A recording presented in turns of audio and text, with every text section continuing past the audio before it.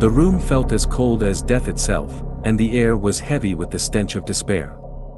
My heart raced as I tried to make sense of the suffocating darkness that enveloped me. Panic gnawed at my sanity, for I knew that something malevolent was lurking in the shadows, something far more sinister than I could have ever imagined. It all began on a desolate winter's night. The wind howled, and the trees scratched their skeletal branches against my windowpane. The news warned of a potent storm approaching, urging everyone to stay indoors.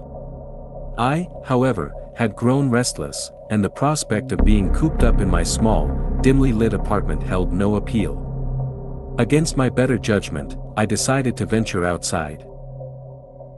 As I stepped out into the cold, the biting wind cut through my coat like icy daggers. The city's streets were empty, the lampposts casting long, eerie shadows that danced with the rhythm of the storm. It was a desolation that should have warned me to turn back, but curiosity had always been my downfall. I wandered the darkened streets, my footsteps echoing in the silence. It was then that I saw it, a dilapidated building that seemed out of place amidst the modern cityscape. Its time-worn facade spoke of an era long forgotten, and its entrance beckoned me with an otherworldly allure. Without a second thought, I ventured inside. The interior was even more decrepit, with tattered wallpaper peeling from the walls and a pungent odor that hung in the air. The air grew colder, and I shivered as an unsettling feeling crept over me. I should have turned back, should have left that accursed place, but something compelled me to continue.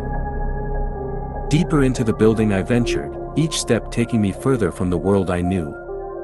The hallways twisted and turned like a labyrinth, and I felt as though I had entered another dimension entirely. I was no longer in control of my own fate, the house had claimed me. Then, I found it, a room unlike any other.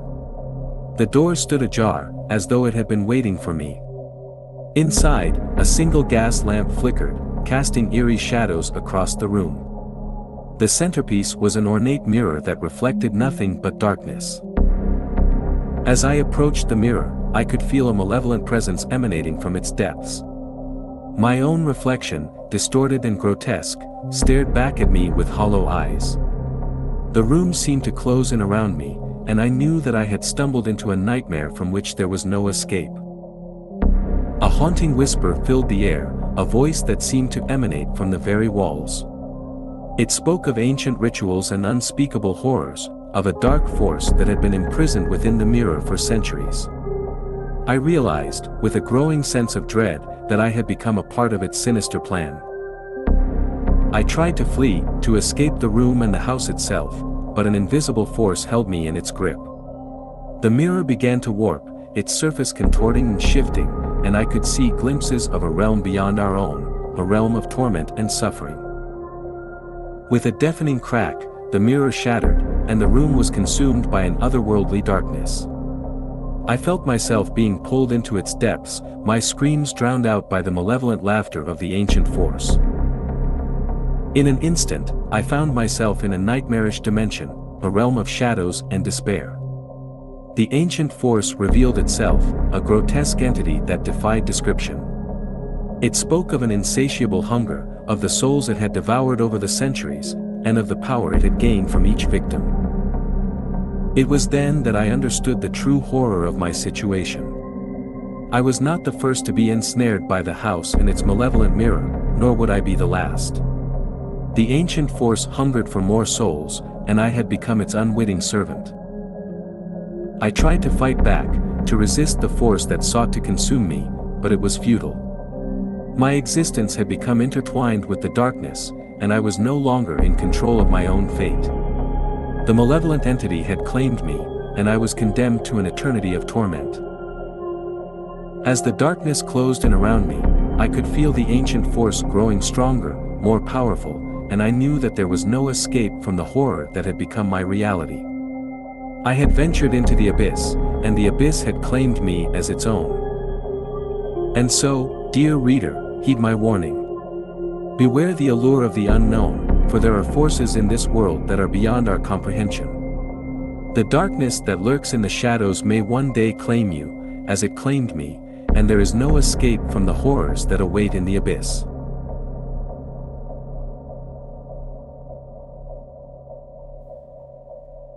The day we moved into our new house, I couldn't contain my excitement. It was a charming old Victorian nestled on the outskirts of a sleepy town. The ivy-covered walls and the looming tower gave it a certain mystical quality.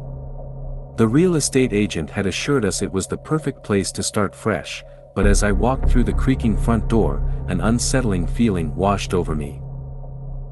The interior was both stunning and eerie. Dusty chandeliers hung from the ceilings, and ancient tapestries adorned the walls. It was like stepping into a time capsule, a place that hadn't been disturbed in centuries. My husband, John, was just as captivated by the house as I was, and our children, Lily and Max, ran through the echoing hallways with delight. The first few weeks passed peacefully. We were enchanted by our new home's peculiar beauty and the friendly townsfolk who welcomed us with warm smiles. But the enchantment soon began to wane. One night, I was awakened by a faint whispering. It was like a soft chorus of voices echoing through the house. I couldn't make out any distinct words, but it sent shivers down my spine. When I asked John about it in the morning, he brushed it off as a dream, but I knew what I had heard. As the days passed, the whispering became more frequent. I could hear it in the walls, the ceilings, and even beneath the floors. It was as if the house itself was trying to tell me something, but I couldn't decipher its cryptic message. Then, one evening, as I was tucking Lily into bed, she looked up at me with wide, fearful eyes. "Mommy, there's a man in my closet," she whispered. My heart raced as I peered into the dark closet, but there was nothing there. John and I assured her it was just a bad dream, but I couldn't shake the feeling that something was amiss. That night, I couldn't sleep. I kept hearing the whispering, louder now, like a congregation of restless spirits. I crept out of bed and followed the sound down into the basement.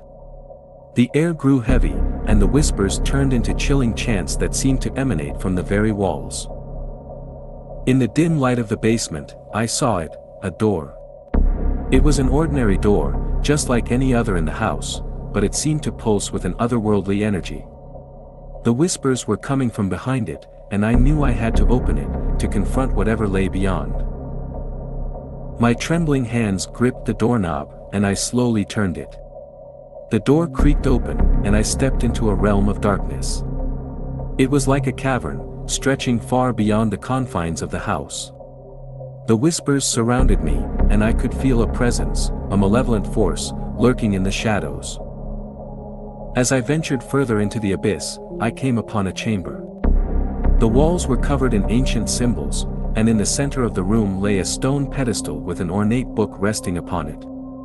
The book seemed to pulse with an eerie light, and I could hear the whispers emanating from its pages.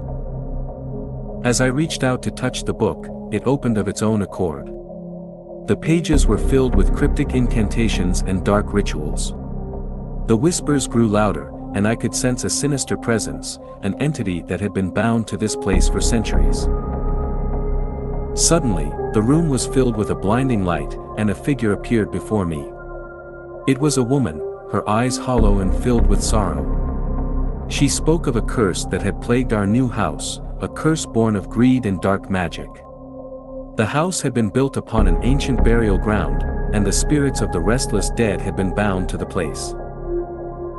The woman implored me to break the curse, to free the souls that were trapped within the house. She handed me a small, ornate dagger and told me that it was the only way to sever the ties that bound the spirits to this realm. With the dagger in hand, I returned to the house and began the ritual. The whispers grew louder, and I could feel the malevolent force pushing back. But I was determined to free the souls that had been trapped for so long. As I plunged the dagger into the heart of the house, a blinding light filled the room, and the whispers turned into anguished cries. The house began to shake, and I could see the spirits, their ethereal forms rising from the floors and walls. And then, in an instant, it was over. The house fell silent, and the oppressive presence that had haunted us was gone. I knew that the curse had been broken, that the souls had finally found peace. Our new house was no longer a place of fear and darkness. It was a place of light and hope, a place where our family could finally find the happiness we had been seeking. The townsfolk welcomed us once again, their smiles warmer and more genuine than ever. But I knew that our new house would always be a place of secrets, a place where the past and the present were irrevocably intertwined. And as I looked at my family, I couldn't help but wonder what other mysteries our new home held, waiting to be discovered.